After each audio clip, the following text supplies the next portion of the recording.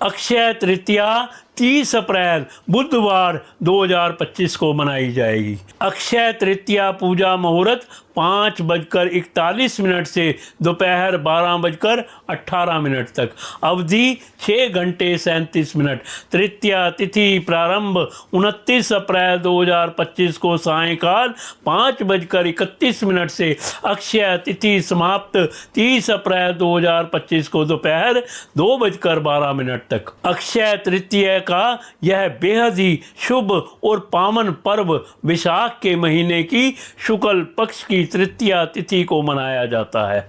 अक्षय तृतीया या जिसे बहुत सी जगहों पर अखा तीज भी कहते हैं, यह पर्व हिंदू धर्म में विश्वास रखने वालों के लिए बेहद ही शुभ और महत्वपूर्ण दिन होता है। अक्षय शब्द का अर्थ होता है जिसका कभी श्रेय ना हो या जिसका कभी नाश ना हो। ऐसे में मान्यता के अनुसार कहा जाता है कि यदि व्यक्ति दान, पुण्य, स्नान, यज्ञ, जप आदि जैसे शुभ कर्म करे तो इससे मिलने वाले शुभ फलों की कभी श्रेय अर्थात कमी नहीं होती है। इसके अलावा अक्षय तृतीया के दिन विशेष तौर पर सोने के गहने खरीदने की भी मान्यता है। कहा जाता है अक्षय तृतीया के दिन यदि सोना खरीदा जाए तो इससे व्यक्ति के जीवन पर मां लक्ष्मी का आशीर्वाद, सुख, समृद्धि और वैभव आजीवन बना रहता है।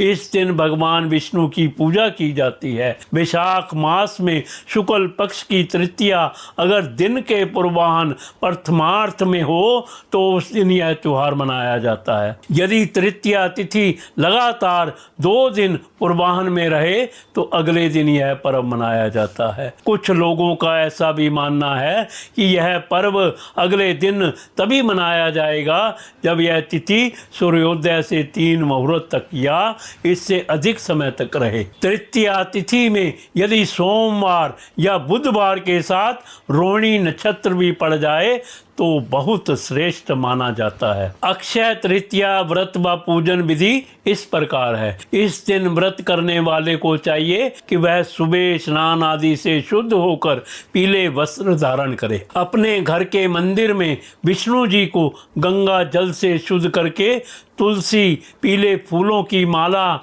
या पीले पुष्प अर्पित करे। फिर धूप, अगरबत्ती, ज्योत जलाकर पीले आसन पर बैठकर विष्णु जी से संबंधित पाठ, विष्णु सहस्त्र नाम, विष्णु चालीसा पढ़ने के बाद अंत में विष्णु जी की आरती पढ़े। साथ ही इस दिन विष्णु जी के नाम से गरीबों को खिलाना या दान देना अत्यंत पुण्य फलदायी होता है। अगर पूर्ण व्रत रखना संभव ना हो तो पीला मीठा हलवा, केला, पीले मीठे चावल बनाकर खा सकते हैं। पौराणिक कथाओं के अनुसार इस दिन नर नारायण परशुराम व हयग्रीव अवतार हुए थे। इसलिए मान्यता के अनुसार कुछ लोग नर नारायण परशुराम व हयग्रीव जी के लिए जौ या गेहूं का सत्तू, कोमल ककड़ी व भीगी चने की दाल भोग के रूप में अर्पित करते हैं। हिंदू पुराणों के अनुसार युधिष्ठिर ने भगवान श्री कृष्ण से अक्षय तृतीया का महत्व जानने के लिए अपनी इच्छा व्यक्त की थी। तब भगवान श्री कृष्ण ने उनको बताया कि यह परम पुण्यमयी तिथि है। इस दिन दोपहर से पूर्व स्नान, जप, तप, होम, यज्ञ, स्वाध्याय, पितृ तर्पण और दान आदि करने वाला व्यक्ति अक्षय पुण्य फल का भागी होता है। प्राचीन काल में एक गरीब, सदाचारी तथा देवताओं में श्रद्धा रखने वाला वैश्य रहता था। वह गरीब होने के कारण बड़ा व्याकुल रहता था। उसे किसी ने इस व्रत को करने की सलाह दी। उसने इस पर्व के आने पर गंगा में स्नान कर विधि पूर्वक देवी देवताओं की पूजा की व दान दिया। यही वैश्य अगले जन्म में कुशावती का राजा बना। अक्षय अक्षय तृतीया को पूजा व दान के प्रभाव से वह बहुत धनी तथा प्रतापी बना। यह सब अक्षय तृतीया का ही पुण्य प्रभाव था।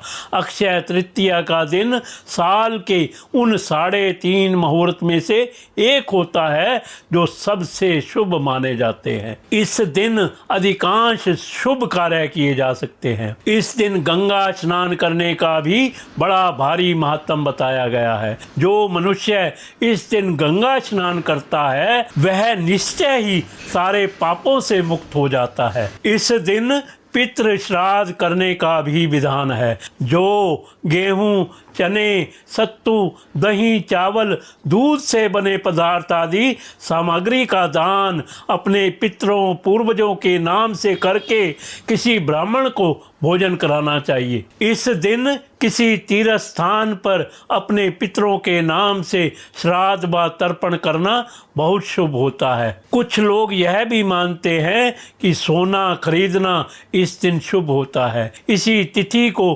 परशुराम व हयग्रीव अवतार हुए थे। त्रेता युग का प्रारंभ भी इसी तिथि को हुआ था। इस दिन श्री बद्रीनाथ जी के पट भी खुल जाते हैं। इन्हीं सब कारणों से इस त्योहार को बड़ा पवित्र और महान फल देने वाला बताया गया है। आप सभी को अक्षय तृतीया की बहुत बहुत शुभकामनाएं।